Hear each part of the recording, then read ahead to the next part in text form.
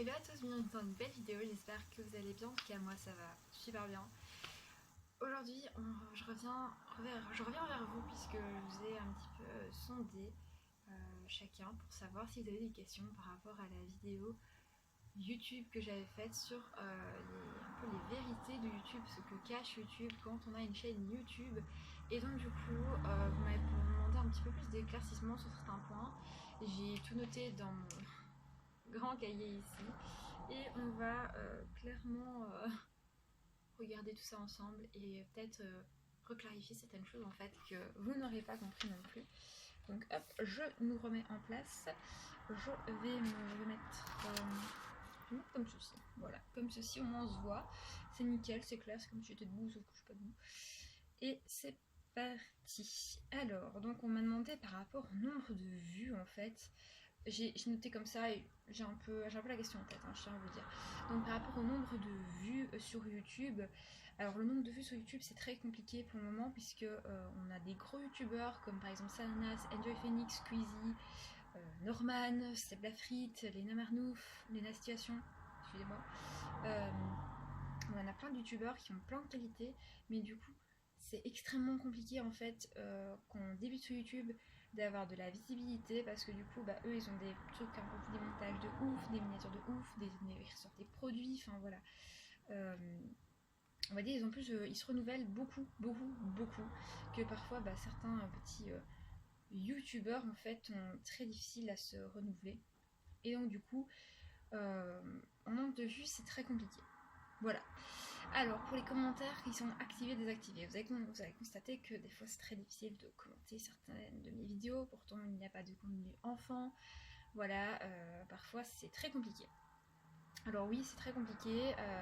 Les commentaires YouTube sont activés parfois désactivés. Voilà, c'est pas toujours très facile ce genre de choses. Et donc du coup, là actuellement chez moi ils sont activés, mais je ne sais pas si vous pouvez commenter. Donc si vous voyez cette vidéo, essayez de commenter s'il vous plaît pour voir si on peut vraiment commenter ou pas. Après sur YouTube aussi, pour parler de là-dessus, voilà, les chaînes famille, certaines chaînes famille n'ont plus leur commentaires puisque YouTube a décidé que maintenant il fallait qu'on voie le moins d'enfants possible sur YouTube, que la place des enfants ce n'est pas sur YouTube bien évidemment. Ensuite, on m'a demandé en point de vue like en fait. Alors les likes sont très difficiles, il faut inciter les gens en fait, même les gros youtubeurs incitent les gens à liker, commenter, partager la vidéo et donc voilà, activer la petite cloche, s'abonner, enfin voilà, c'est plein de choses qu'on doit faire des mini rappels en fait aux abonnés parce que voilà, un like ça fait directement toute la différence. Et donc c'est pas toujours très facile. Je disais si je regarde mais je vois des trucs bizarres passer devant chez moi donc voilà. Et donc du coup c'est pas toujours très simple en fait ce genre de choses. Donc voilà, dès que vous voyez un youtubeur, ça, vous allez regarder une vidéo, essayez de penser à la liker, à la commenter, à la partager, enfin à vous abonner, activer la petite cloche parce que ça, pour le moment, dans la situation dans laquelle on est, ça aide énormément un youtubeur, une youtubeuse, un créateur de contenu. Voilà. Alors, point de vue contenu des vidéos. Alors, il faut savoir chacun son contenu. Par exemple, Squeezie sera des fois, parce qu'il est déjà une gaming, sera plus du gaming. Moi, c'est du lifestyle. Voilà, chacun vraiment. Dr Nozman, je pense aussi, c'est tout ce qui est plutôt scientifique. Chacun a un petit peu son domaine de prédilection. Et donc là, point de vue contenu vidéo, je peux pas vous dire grand chose parce que clairement, c'est un peu comme chacun le veut. Ensuite, on parle de monétisation. Donc ça, monétisation, c'est 1000 abonnés et 4000 heures de visionnage, tout ça pendant un an. Voilà, donc c'est quand même beaucoup pour être rémunéré. Sachez aussi que vous avez plein d'examens à passer, enfin votre chaîne à passer, tout ça. Enfin voilà, il faut vraiment voir si vous n'avez pas mis sur votre chaîne des contenus dont YouTube n'est pas d'accord en fait qu'on diffuse sur sa plateforme. Et je pense que vous savez de quel type de contenu je parle et donc qui n'est pas toujours accepté pour les enfants. C'est pour ça que YouTube fait un YouTube Kids et un YouTube pour plus les adultes en fait, comme ça au moins ils ne voient pas certaines choses qu'ils ne seraient pas spécialement censés voir. Ensuite, on parle de l'activation de la cloche. Alors l'activation de la cloche, parce qu'il y en a, ils savent ce que c'est, mais ils comprennent pas en fait spécialement des fois l'intérêt en fait. Donc comme je vous l'ai dit, la cloche, ça va être vraiment votre notification, et encore par moment YouTube bug un petit peu donc c'est parfois très compliqué, ça va être en fait votre notification pour dire ah ben voilà, aujourd'hui Life is Beautiful a sorti une vidéo, ou aujourd'hui Life is Beautiful sort une vidéo en première dans 10 minutes, ou dans 30 minutes, ou dans 1 heure. Voilà, c'est vraiment vos notifications pour savoir quelle personnalité vous suivez. Ce YouTube a sorti une vidéo ou sort une vidéo. Voilà, ça dépend. L'abonnement à la chaîne. Alors que les abonnements à la chaîne YouTube, ça permet aussi parfois d'être monétisé. Ça vous permet de retrouver plus facilement la chaîne YouTube des personnalités que vous suivez. Et c'est assez important parce que plus en fait une chaîne YouTube contient d'abonnés, de likes, de commentaires, d'heures de visionnage, plus les marques vont être... plus les marques en fait vont venir vers la personne, c'est mieux dit comme ça, vont venir vers la personne et vont me dire écoute, là on a envie de te contacter, mais il faut aussi que le youtubeur fasse sa petite part, achète de temps en temps des petits produits chez la marque, donc voilà. Ensuite, on va parler aussi de la qualité des vidéos, donc bonne, pas bonne. Moi ici pour moi, je dirais que c'est pas encore le top, mais franchement ça dépanne, voilà. Je trouve que c'est quand même une bonne qualité malgré tout. C'est pas non plus la super qualité que vous avez chez certains grands youtubeurs qui se payent une caméra à plus de 2000 €. Voilà, ça moi clairement je ne saurais pas, et je ne saurais pas pendant un très long moment. Et donc du coup c'est assez compliqué, mais je trouve quand même que c'est une bonne qualité. Vous avez quand même plus ou moins un bon son. Malgré tout, je précise, hein, je n'ai pas de micro, hein, voilà. Mon téléphone est juste posé comme ça, accroché, c'est tout, voilà. J'ai pas investi non plus, beaucoup. Alors, on va parler aussi partenariat, vu que je vous ai parlé ça il n'y a pas il y a même pas 2 minutes.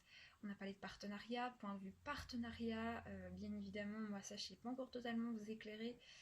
Donc, on va dire que j'ai en fait un premier partenariat avec The Orient Style, alors qui s'est courté, voilà.